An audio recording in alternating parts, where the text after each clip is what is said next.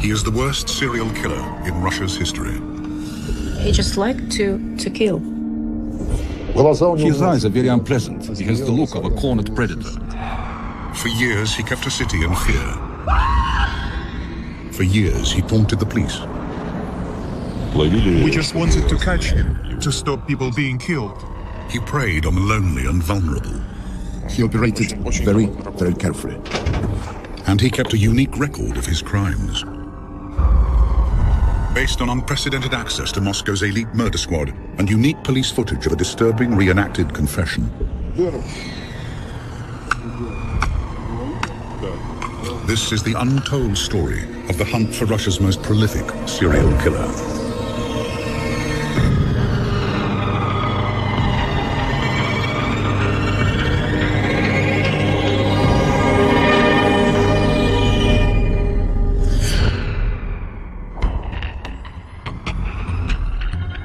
Moscow has experienced extraordinary changes since the dark days of the Cold War. Today, it's a place of fabulous wealth and grinding poverty, of postcard cathedrals and tough housing estates. And it's also the backdrop for the most notorious serial killer in Russian history. Bitsa Park is an extensive wooded area covering 22 square kilometers of southern Moscow. It's a popular spot where ordinary Russians play chess or just enjoy a pleasant stroll. But for years, it hid a grisly secret. On Saturday, October the 15th, 2005, Moscow police find the dead body of 31-year-old Nikolai Vorobyev. He suffered terrible injuries to the head. Denis Adamenko was one of the first policemen on the scene. It was here, exactly at this place, where we found one of the victims. Of course, when we found him, it wasn't a pleasant sight. He had numerous brain injuries. A bottle was stuck into the head, and the brain was strewn all over the ground nearby. A month later, another body turns up, that of 63-year-old Nikolai Zakharchenko. Almost 2 weeks later, another, Vladimir Dedukin, and a week later, another, Nikolai Koryagin. By Christmas, 7 bodies have been found murdered and mutilated in Bitsa Park. Not one of the bodies has been concealed, and none of the victims has been robbed, but all of them have the same horrific trademark injury, a vodka bottle or stick forced into the bloody gaping wound at the back of the head. It was obvious from the beginning. It was a serial killer.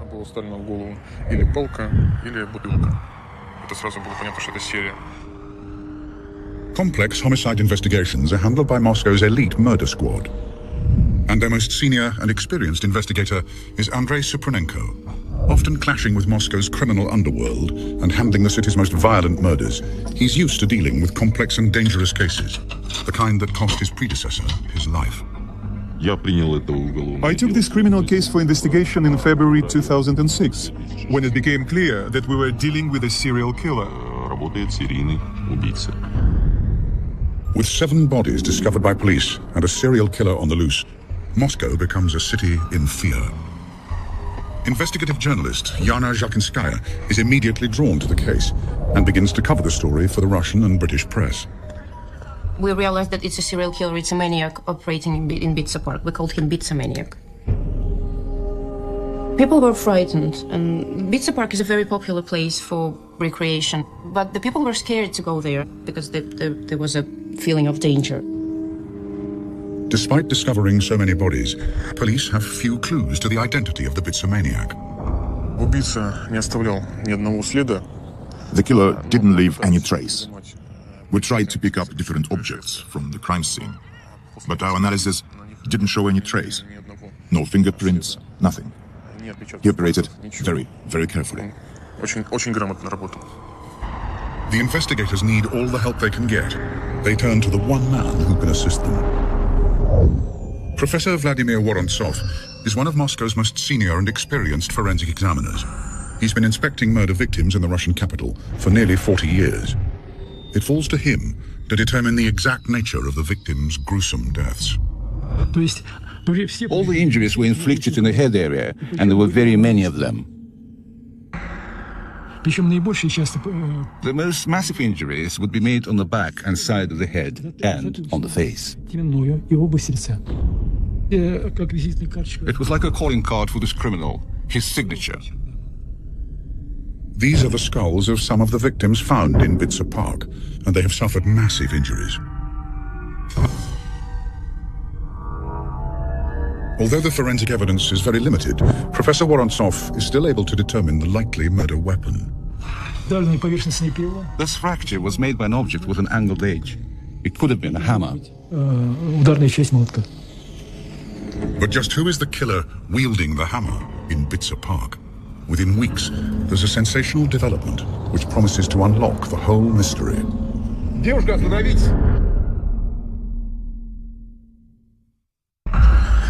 By January 2006, Moscow police have 7 unsolved murders on their hands, all battered with a hammer in Bitzer Park in southern Moscow. All with the same telltale injury, the neck of a vodka bottle embedded in the gaping wound at the back of the head. And for senior investigator Andrei Supranenko, there's virtually no evidence to go on. Whether the killer was a man, a woman, or child, nobody knew anything. Whether he lived in the area or used to live there, whether he knew the park well, nobody knew anything. With little concrete information to go on, rumors and theories abound. But one place close by attracts the special attention of the investigators. Could the killer be right under their noses? There is a psychiatric sanatorium on the edge of Bitzer Park. Some of the stable patients would be allowed to go for a walk to Bitzer Park. They would have a day release. And there was this theory that the killer could be the patient of this sanatorium who escaped and was hiding in Bitzer Park and killing people. A considerable number of people were checked. Anyone who was a bit suspicious was stopped and questioned by police. But without a prime suspect, the psychiatric patient theory goes nowhere.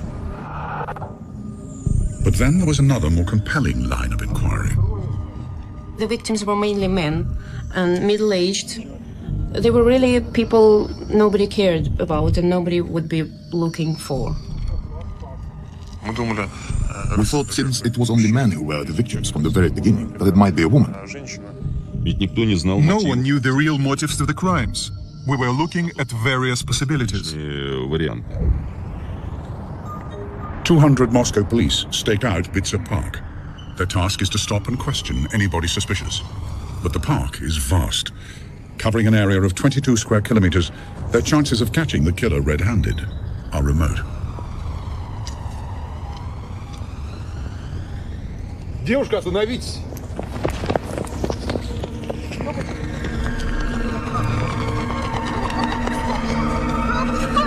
Что вы делаете? Этот мужик! Что вы от меня хотите? When the transvestite was detained, naturally, it was suspicious. And then the police make a startling discovery. The transvestite is carrying a hammer in his bag. That guy felt like the right guy. But the transvestite claims he only has the hammer to protect himself against attack. When the story gets out, the press has a field day. We thought that this was the right guy, and there were lots of papers with the headlines, "The Bitzer maniac is caught."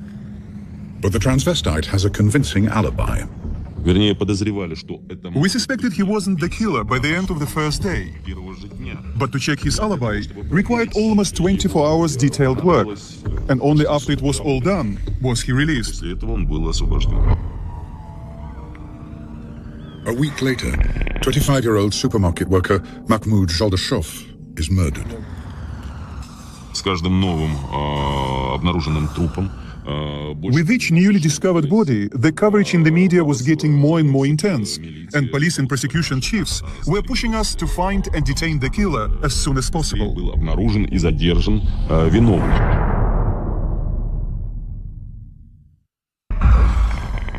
The pressure on the murder squad is becoming intense.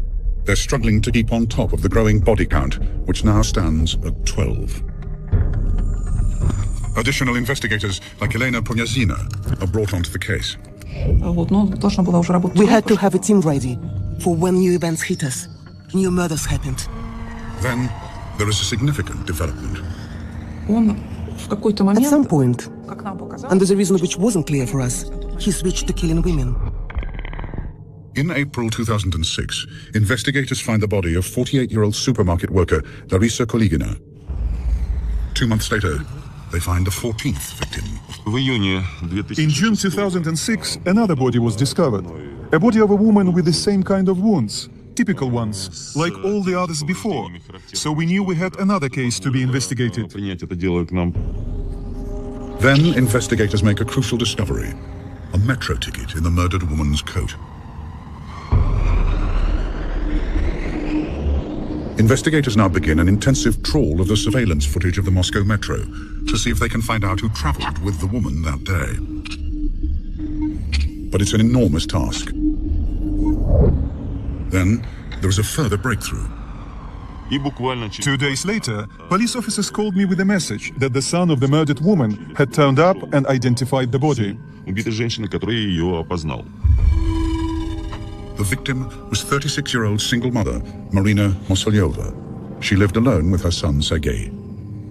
При его допросе он When we показал, interviewed что him, мама ушла he said his mom had gone out for a walk with the boyfriend, Sasha. с Сашей. She didn't come home. As investigators piece together Marina's last known movements, her son delivers a key piece of evidence. Before she left, Marina had tried to call her son on her mobile to tell him where she was going, but it wasn't working. She left a note saying where she was going and who with. She left his name and phone number. The phone number was registered to a 32-year-old supermarket worker, Alexander Pichushkin. The name Alexander is often shortened in Russia to Sasha. Тогда у нас и появилось- This was our very first concrete clue, leading us to Pichushkin. We established his address at once.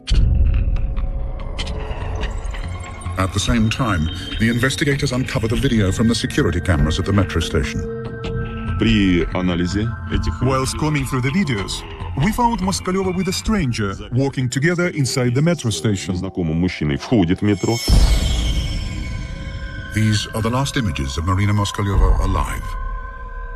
She doesn't know it, but she's walking with a man who has a hammer in his bag and who fully intends to kill her. That man is Alexander Pichushkin. Видеозапись The video confirmed it was really him, together with Moskolyova, which was the proof we needed to arrest him and accuse him of the murder of Marina Moskolyova. в совершении убийства только Москалевой. 16 июня через On the 16th of June, we arrested Pichushkin. задержанного.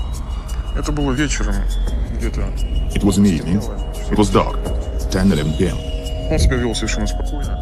He was absolutely calm and denied everything at the beginning. Я не тот, кто вам нужен. За что вы меня задержали? Я не понимаю ничего. На тот момент At the point he was detained, he was only suspected of Moskolyova's murder. But with the evidence mounting up against him, the note left by the murdered woman and the video images of her last moments alive, the investigators are sure they have the right man. And Pichushkin soon realizes it himself. They usually confess. Everybody confesses eventually. I didn't have any doubts. Investigator Pomazina is right. Within a few hours, Alexander Pichushkin confesses to the murder of Marina Moskolyova. На самом деле бистовский маньяк, как меня прозвали, это я. After 8 months' painstaking work, the investigators have their man. Конечно, мы получили. Of course, when we arrested the killer, we were all very satisfied. Investigators are now able to piece together Marina's last moments. She'd met Pichushkin on June the 13th. He'd asked her out for a picnic in the park. He said, I was sitting there with her for a very long time, really long, wondering whether to kill her or not. And eventually I decided to kill her because I felt that if I didn't, life would become torture for me.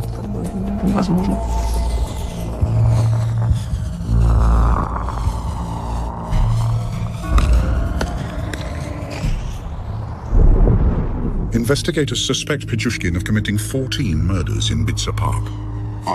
But what comes next is a complete shock. Никто не подозревал... Of course, none of us could expect the true number of crimes he had committed. Я на самом деле совершил 61 убийство. И все 60 из них я совершил в Битцевском парке. Я 14 лет делал, что я хотел. Я был почти что Богом. It's an astonishing confession. When he confessed, it was a complete shock for everyone because it's an enormous figure. 60 victims would make Pichushkin Russia's most prolific serial killer. More prolific even than the depraved ripper of Rostov, Andrei Chikatilo. Все это надо проверять. We needed to check it all, which was going to be a great deal of work to do. Работа очень большой. And then the investigators find something that makes them think Pichushkin's story might just possibly be true. После задержания... After Pichushkin was detained, there was a search of his flat. We got the chessboard with numbers pasted on it. Each figure, each number meant a crime. Преступление. Я хотел убить по одному человеку на каждую клеточку моей шахматной доски. But was this extraordinary confession true? Говорить можно все, что He угодно. might have said anything, but we couldn't believe his words unless we had proof. And to get that proof, they were going to have to get inside the mind of Russia's most prolific serial killer.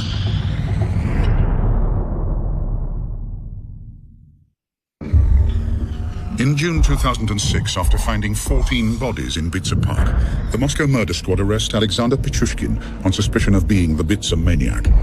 But under interrogation, Pichushkin confesses to not just the 14 they know about. He says he has killed more than 60 people, making him the most prolific serial killer in Russian history. Почти что Богом. But is his claim true? Each of the claims has to be individually checked and proven. It's an enormous task. One of the names Pichushkin provides to investigators is that of Vladimir Fomin, a young man who vanished without trace in 2003. Nikolai Fomin recalls the day his son disappeared. Well, he left on October the 14th, 2003 at about 7 in the evening to buy cigarettes. We never saw him again. He was a very good, responsive, kind man. He helped all his friends and took care of his newborn child. In 2006, investigator Pumirzina called me. She asked me to come for an interview to Leninsky Prospect. And there I learned that all the cases about the missing people had been combined into one case, the Pichushkin case. To continue building their case against him, prosecutors need to keep Pichushkin talking. The job falls to Valeria Sushkova. My job was to keep him talking, to establish a psychological relationship with him. Я им был как отец. Я открывал им дверь в другой мир. Первое убийство как первая любовь. Его никогда не забудешь. Чем ближе человек, тем приятнее убивать. Получаешь больше эмоций.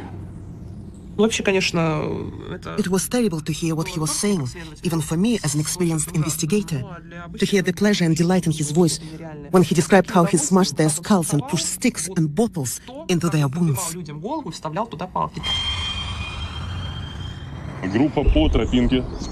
In Russia, to avoid any doubt in court, investigators take the accused back to the scene of the crime and get them to reenact exactly what happened, and they film the results. In the case of Pichushkin, investigators need to verify his astonishing claims, but they are also keen to deny him the obvious pleasure he takes from reliving his brutal acts of murder. Investigator Maxim Zharkov is the official cameraman. I traveled with Pichushkin to Bitsa 27 times in all, and filmed over 40 hours of video with him. Pichushkin has an amazing memory for the details of his crimes. Ясно. А покажи, пожалуйста, на манекене, вот как ты наносил удары. Я вот так вот достал на лаптоп, держал и ударил. Заточенной части? Ну, в смысле, заостренной? Тупой, да? Да. Он заорался. Я по-моему, ударил еще сразу. Он завалился.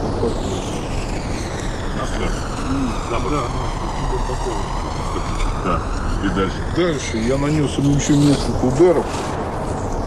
По голове. Так. Разбит. Вставил ему в бутылку. Так. Водки. Голову. Вначале палкой достал, потом все не подходило, я достал выкинул. Вставил в бутылку. Кипел очень сильно. Даже когда уже мертвый был, ну, вроде раз он ударил. Именно тем, что он... The fact that he remembered what to him were the significant moments in the tiniest of details was very helpful. He knew the woods very well and showed us the exact places where he was killing people. Denis Adamenko is the officer handcuffed to him throughout his confessions in the forest. I only had one thought. I wanted him to show us as many as he could, to tell us everything. Where he dumped people, where he left them. I wanted as much evidence as I could get.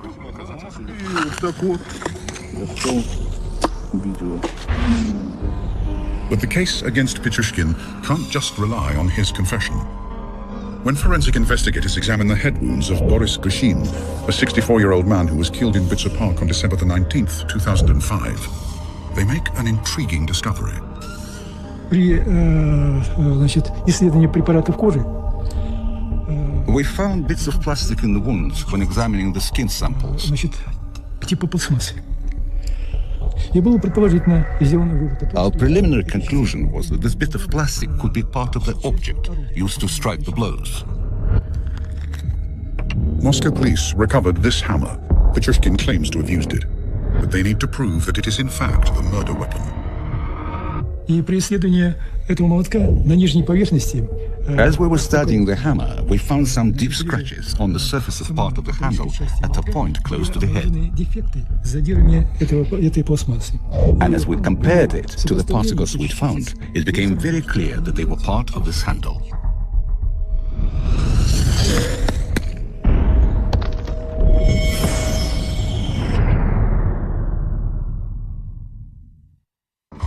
During his filmed confession, Pichushkin reveals many extraordinary murders and also how, as a killer, he grasped any opportunity to take a life. All his actions were designed to commit as many murders as possible. On January the 18th, 2002, Pichushkin met a 40-year-old homeless man called Slava. Здесь был, как бросил, он как начал тщательно откроет, вот такое. Он его приподнял, вот такой, за ремень, по-моему, за что-то, штаны, вот такой. И вот так вот положил наполовину. Затем поддел ноги. Ну и потом я услышал только крик там внизу. Что на старушечек какой-то, когда он уже, видимо, упал. At the time, people thought it was a suicide. Nobody saw anything criminal about it at all. He knew perfectly well what was going on. He knew what he was doing. As the investigators delve further, they build up a precise picture of the man who claims to have killed over 60 people. Pichushkin was born in Moscow on April the 9th, 1974. His background seemed ordinary. He lived with his mother and sister in this apartment on Hersonskaya Street. It's a typical Soviet-era flat, not far from Bitzer Park. He had a steady job in a supermarket and was generally well-liked. His was an ordinary everyday life. Yet Alexander strove to be different. A team of doctors at Russia's leading psychiatric institute spent over 6 months analyzing Pichushkin's background and psychiatric history. And one of them is Dr. Evgeny Mikushkin. He wasn't happy in his private life. He just did his job and led a lonely life. As far as we know, he tried to live with women on several different occasions and even tried to start a family. But he failed. The pattern of behavior that we were witnessing was very complicated. But there was a certain pattern, a striving to murder and to aggressive sadistic activity. So why was he doing all this? To get a kick out of it. to get satisfaction and a sexual release. Certainly, this is a display of aggressively sadistic syndrome, aggression and cruelty, a discharge of his aggressive intentions. His one gift was a knack for getting on with people and putting them at their ease. He could make an acquaintance easily and found it easy to keep contact with them without ever giving his victims a chance to relax and feel the danger. And when the right moment came, he just smashed their heads in.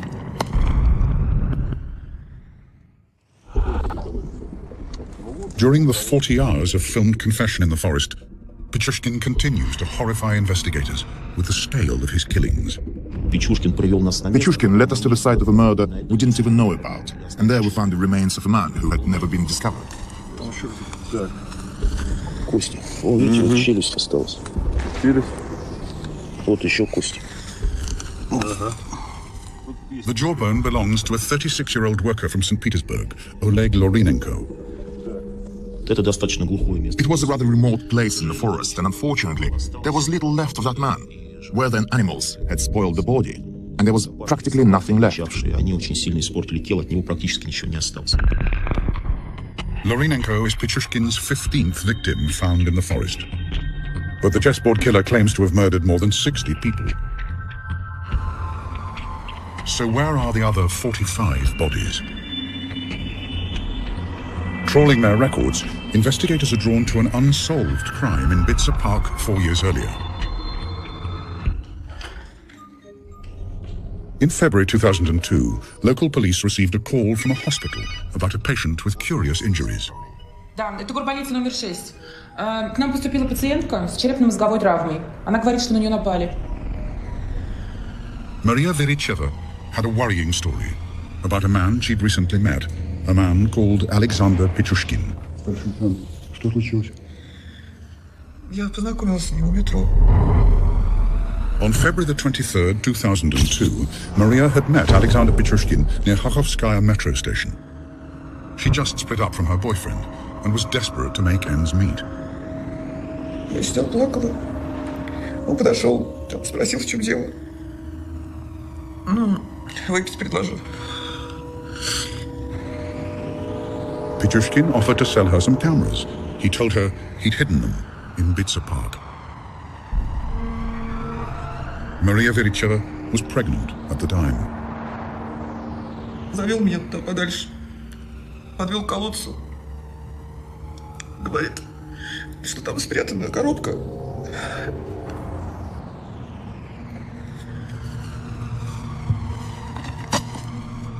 Подошли, велел заглянуть в колодец.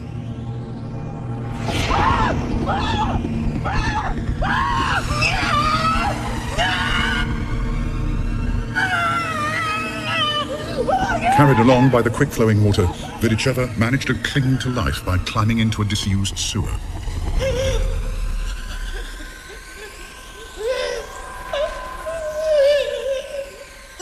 After being trapped for more than 20 hours, she eventually found the strength to climb from the sewer. Я стала пытаться выход найти, ничего не видно. Я все время думала, что ребенка потеряю из-за какого-то подонка. At the time, despite Vericheva's detailed statement, local police decided not to pursue the investigation. I mean, she knew who tried to kill her and knew where to find him. But the local policeman asked her not to push it, just because he didn't want to deal with what he thought was a rubbish case. He thought it wasn't important. I didn't want to do extra work. There was a real missed opportunity. There was a chance to catch him much, much earlier and to save about over 20 lives, I think.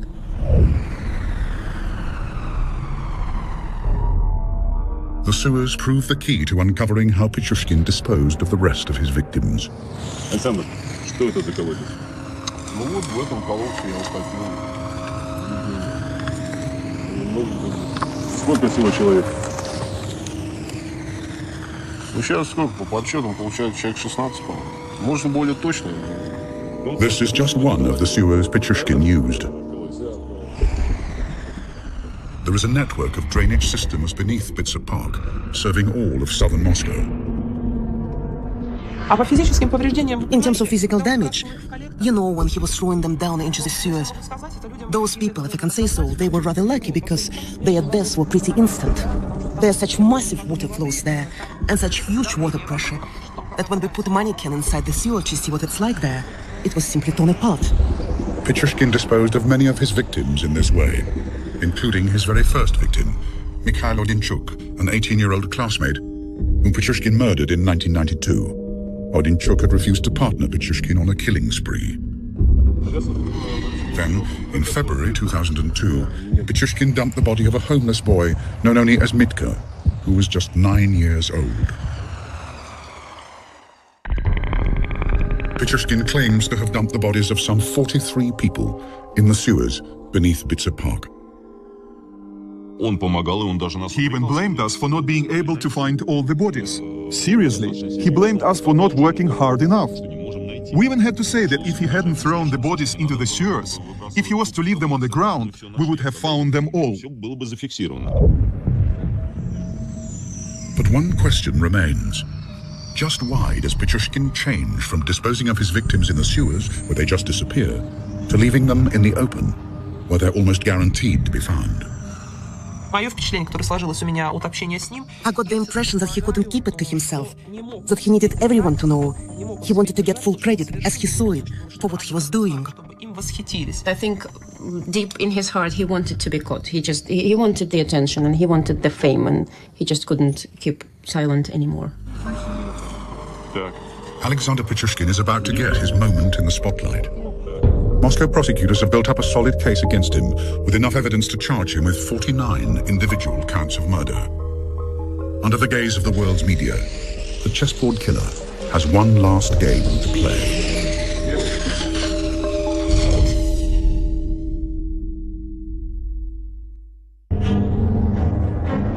On September the 13th, 2007, Russia's most prolific serial killer, Alexander Pichushkin, goes on trial in Moscow, charged with the murder of 49 people.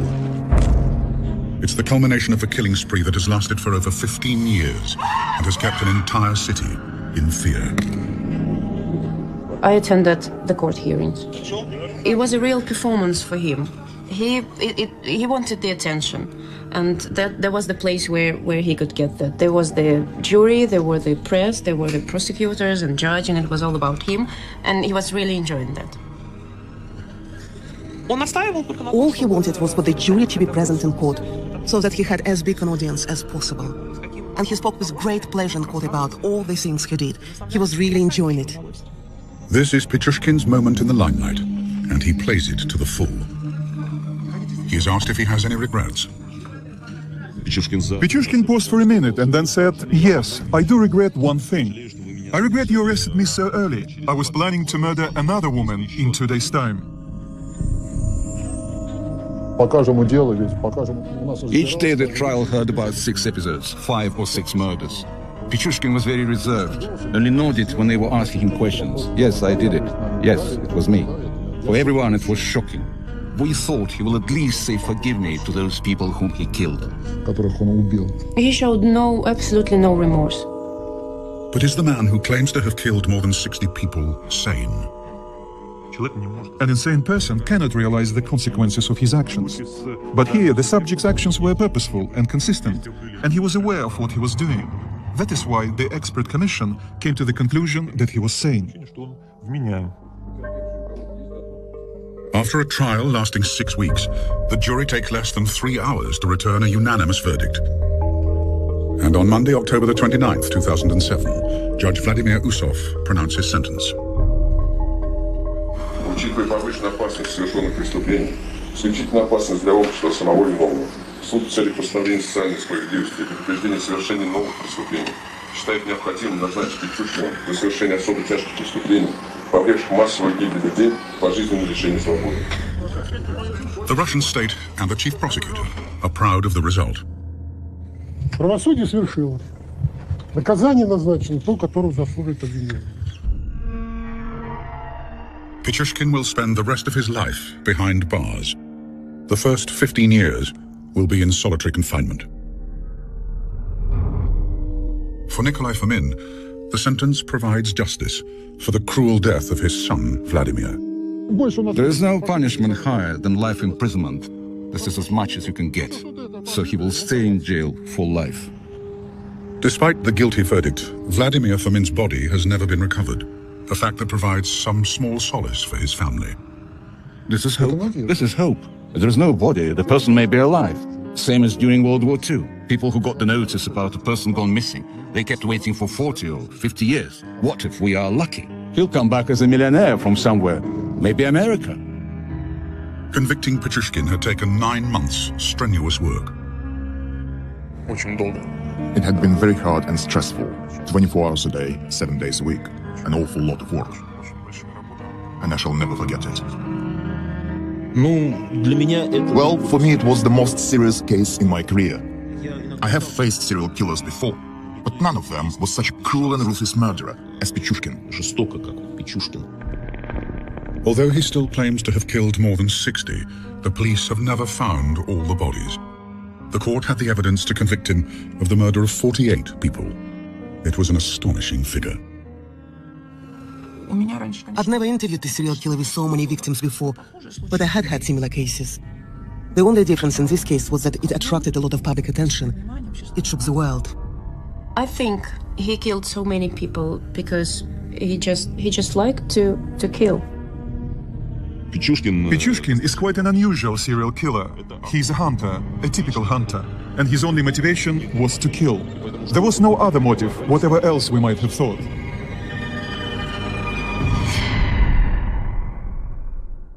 Underworld and handling the city's most violent murders, he's used to dealing with complex and dangerous cases, the kind that cost his predecessor his life.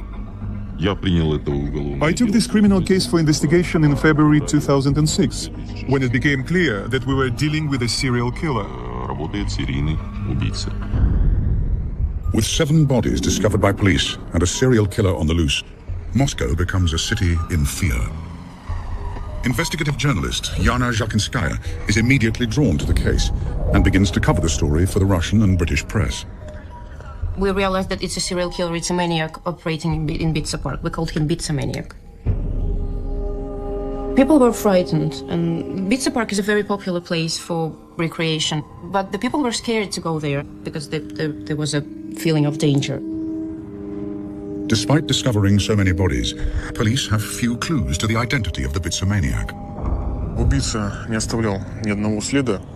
The killer didn't leave any trace. We tried to pick up different objects from the crime scene, but our analysis didn't show any trace. No fingerprints, nothing. He operated very, very carefully. The investigators need all the help they can get. They turn to the one man who can assist them. Professor Vladimir Vorontsov is one of Moscow's most senior and experienced forensic examiners. He's been inspecting murder victims in the Russian capital for nearly 40 years. It falls to him to determine the exact nature of the victims' gruesome deaths. All the injuries were inflicted in the head area, and there were very many of them. The most massive injuries would be made on the back and side of the head and on the face. It was like a calling card for this criminal, his signature. These are the skulls of some of the victims found in Bitsa Park, and they have suffered massive injuries. Although the forensic evidence is very limited, Professor... Of course, when we found him, it wasn't a pleasant sight. He had numerous brain injuries. A bottle was stuck into the head, and the brain was strewn all over the ground nearby. A month later, another body turns up, that of 63-year-old Nikolai Zakhachenko. Almost 2 weeks later, another, Vladimir Dedukin, and a week later, another, Nikolai Koryagin. By Christmas, 7 bodies have been found murdered and mutilated in Bitsa Park. Not one of the bodies has been concealed, and none of the victims has been robbed, but all of them have the same horrific trademark injury, a vodka bottle or stick forced into the bloody gaping wound at the back of the head. It was obvious from the beginning. It was a serial killer.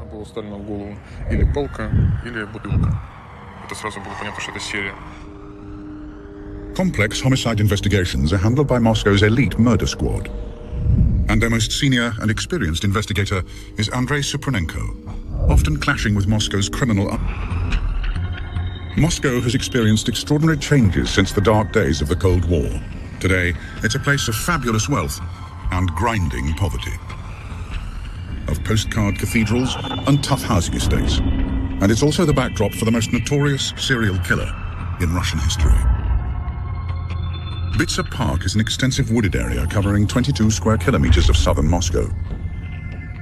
It's a popular spot where ordinary Russians play chess or just enjoy a pleasant stroll. But for years, it hid a grisly secret.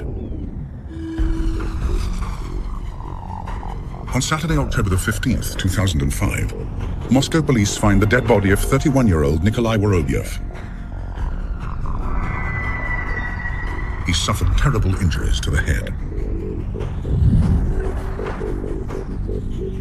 Denis Adamenko was one of the first policemen on the scene.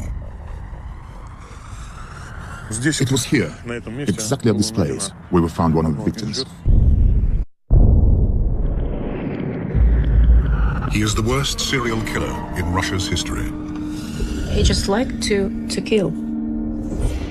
His eyes are very unpleasant. He has the look of a cornered predator. For years, he kept a city in fear. For years, he taunted the police. We just wanted to catch him, to stop people being killed. He preyed on the lonely and vulnerable. He operated very, very carefully. And he kept a unique record of his crimes. Based on unprecedented access to Moscow's elite murder squad and unique police footage of a disturbing reenacted confession. This is the untold story of the hunt for Russia's most prolific serial killer.